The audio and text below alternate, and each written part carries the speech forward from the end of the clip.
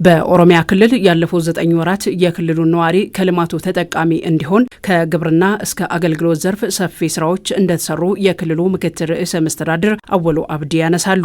የክልሉን አቅም ለማሳደግ ተወዳዳሪ ኢኮኖሚን ለመፍጠር ገቢን ለመሰብሰብ የተደረገው ጥረት ውጤት አስገኝቷል። 2011 ላይ የነበረው 21 ቢሊዮን አሁን ላይ በብዙ እጥፍ ማደጉንም ምክትል ርዕሰ መስተዳድሩ አንስተዋል። አሁን ላይ በ2018 ለመሰብሰብ ከታቀደው 317 ቢሊዮን ብር ውስጥ በአሁኑ ወቅት በ9 ወራት ውስጥ 237 ቢሊዮን መሰብሰብ ተችሏል። አማራጭ የግብር መነሻዎቻችንን በደንብ ፖቴንሻሎቻችንን በደንብ መለየት ከዚህም በላይ ደግሞ የክልሉን የልማት የመልካም አስተዳደር የጸጥታ ፍላጎቶችን ከሞላ ጎደል በክልሉ በሚገኘው ገቢ የመሸፈን አቅጣጫ ተይዞ እየተሰራ ያለበት ሁኔታ አለ። በዚህ ዓመት 317 ቢሊዮን ብር አቅደን እስካሁን 237 ቢሊዮን ወይንም ደግሞ የ9 ወሩን 76% ያሳካንበት ሁኔታ ነው ያለው። ይሄ የገቢ አሰባሰብ በጣም ከጊዜ ወደ ጊዜ እያደገ የመጣበት ሁኔታ አለ። ለዚህ ገቢ ማደግ ደግሞ በገቢ ስርዓቱ ላይ የተደረጉ የአሰራር ማሻሻያዎች የግብር ከፋዮች ግንዛቤ ማደግ እንደሆነም ተጠቁሟል። ገቢን በመሰብሰብ ለህብረተሰቡ ልማት የሚያከናውነው ክልሉም ዘርፈ ብዙ ጠቀሜታ ያላቸው የልማት ፕሮጀክቶችን በመገንባት ላይ ይገኛል። በዚህ ዓመት ከ28800 በላይ ፕሮጀክቶች እየተሰሩ ነው። ከዚህ ውስጥ 20000 ወደ 21000 አካባቢ የሚጠጉ ፕሮጀክቶች ተጠናቆ ለምረቃ እየተዘጋጀን ያለንበት ሁኔታ አለ። ከዚህ ከ28000 ውስጥ 4ቱ አዳዲስ ፕሮጀክቶች ናቸው። 4461 ደግሞ ነባር ወይንም ከባለፈው አመታት የዞሩ ፕሮጀክቶች ናቸው። እነዚህ ፕሮጀክቶች በፌዴራል መንግስት፣ በክልል መንግስት 8000፣ በፌዴራል መንግስት ያው መንገዶች፣ አውሮፕላን ማረፊያዎች፣ ኃይል ማመንጫዎች ወዘታዎች በክልላችን የሚሰሩ አሉ።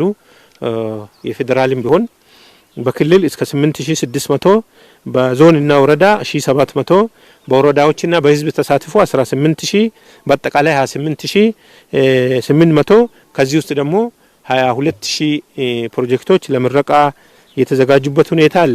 ህዝብ ከመንግስት የሚፈልገውን አገልግሎት ያለ እንግልትና ያለ ምንም እጅ መንሻ እንዲያገኝ ለአገልግሎት አሰጣጥ የተሰጠው ትኩረት መሶብ የአንድ ማዕከል አገልግሎት በክልሉ እንዲሰፋ ተደርጓል። ይህም የህብረተሰቡን የእርካታ ደረጃ ከፍ ማድረግ ችሏል። የመሶብ ፕሮግራም እንደምታውቁት በአንደኛ ዙር 5 ከተሞች፣ በሁለተኛ ዙር 26 ከተሞች፣ በሶስተኛ ዙር ደግሞ 61 ከተሞች በአጠቃላይ 91 ከተሞች ላይ የመሶብ አገልግሎት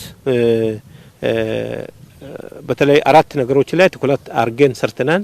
አንደኛ ጠንከር ያሉ የሰው ኃይል የመለየት፣ ሁለተኛ የስራ ቦታ፣ ሶስተኛ ቴክኖሎጂዎችና አራተኛ ደግሞ ስራና አሰራሮችን ስታንዳርዶችን በማስተካከል በመቅረጽ ስልጠና በመስጠት አገልግሎቶች በአንድ ማዕከል እንዲሰጡ የተደረገበት ሁኔታ አለ። በዚህም ባለፉት 9 ወራት ከ500,000 ሰው በላይ በማዕከሉ አገልግሎት ያገኘበትና በዚህም የህዝባችን እርካታ ከ97 እስከ 99% በሌሎች አገልግሎቶች የምንሰጠው እስከ 54% ይወርዳል።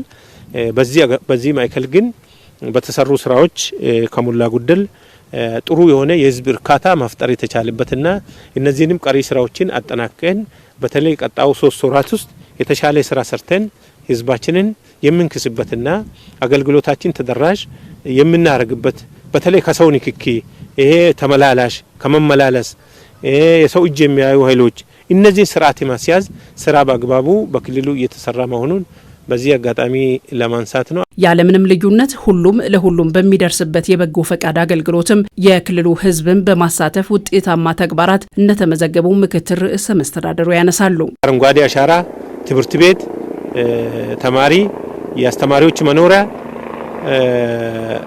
የቀበሌ ማዕከላት ወዘተ የዚህ ፓርቶች ይሆናሉ ብለን ልንወስድ እንችላለን።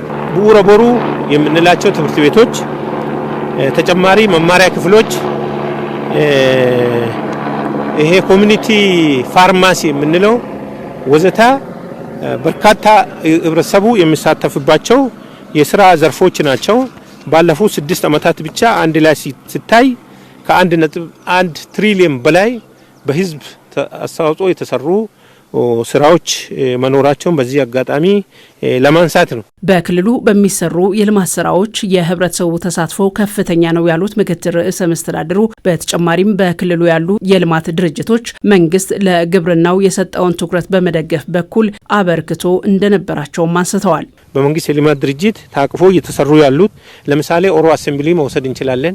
ትራክተር፣ ኮምባይነር ሌላውን እየገዛ ሌላውን እየገጣጠመ ለአርሶ አደሩ ለግብርናችን ይሄ የገጠሩን ኢኮኖሚ ከማሻገርና ከማሻሻል አንጻር ትልቅ ትርጉም ያለው ስራ እየተሰራ ያለበት ሁኔታ አለ።